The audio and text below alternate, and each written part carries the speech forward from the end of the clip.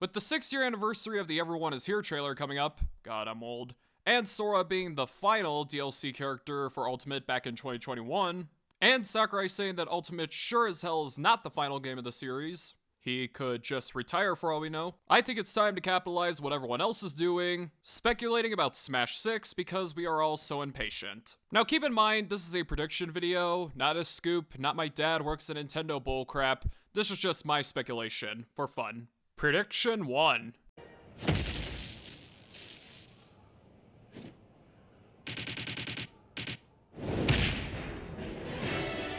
Although Sakurai said due to issues, everyone coming back would most likely be a one-time thing, me personally, I highly doubt it. They are not going to bring back everyone for Ultimate and not think twice about the next game.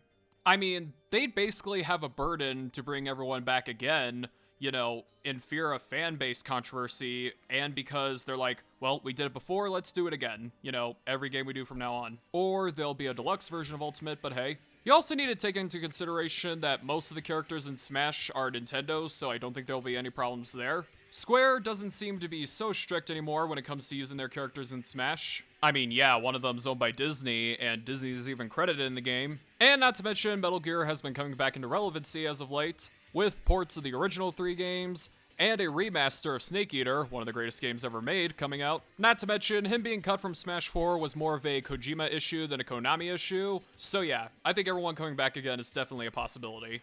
I'm surprised no one else has thought of this prediction. Prediction 2. Characters. Again, this is not my wish list, this is who I think is going to be in the next game. Gino, I think, has a possibility because of the Mario RPG remake. And Waluigi. Yes, I think this is finally going to be his time. We got Rex for the dweebs. I think there will also be a reliance on franchises that haven't gotten a new rep in a while. Bandana Waldy, I think, is possible because Kirby surprisingly hasn't had a newcomer in a while.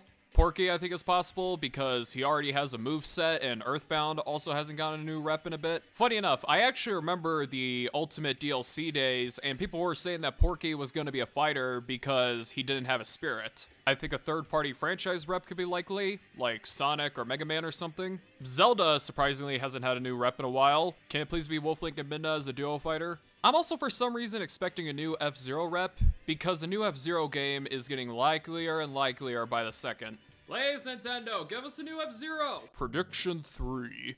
Increase in echoes. One of the biggest missed opportunities in Ultimate was the subject of echoes.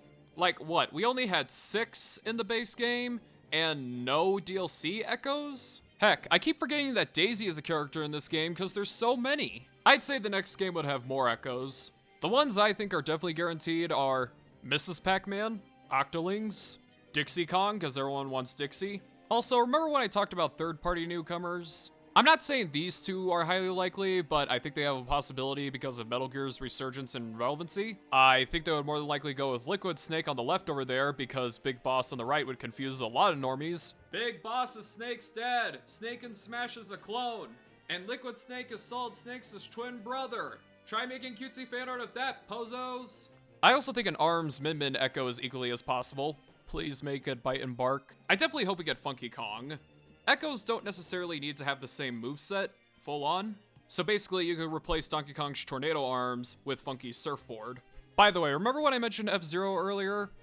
Captain Mammy is an Echo Fighter? Prediction 4, new story mode. Again, not a wishlist video. World of Light was good, but not as good as Subspace. And I've seen many people, especially after Ultimate came out, say that they want Subspace back. And given that Brawl's 20-year anniversary, God, I'm old, is just 4 years away, it'll be a perfect time to pick up a sequel, less time it took for Top Gun Maverick to come out, am I right? And keep in mind, Sakurai didn't return the Subspace Emissary for Smash Bros. 4, which is one of the reasons why Smash 4 is a downgrade compared to Brawl, is because of us YouTubers. I mean, it's a better reason to be ashamed of myself instead of me being a white male. Take that, sweet baby. Prediction 5, Mortal Kombat! For the umpteenth time, this is not a wishlist video. I feel Mortal Kombat is equally likely because we got Street Fighter, we got Tekken, and we got a B tier compared to everyone else, Fatal Fury. So why can't we have the third most popular fighting game franchise of all time in Smash? By the way, for those of you bitching about violence, let me show you something really quick.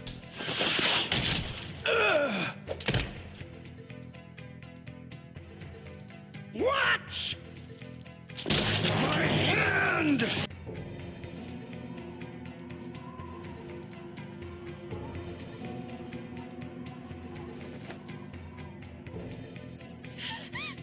So...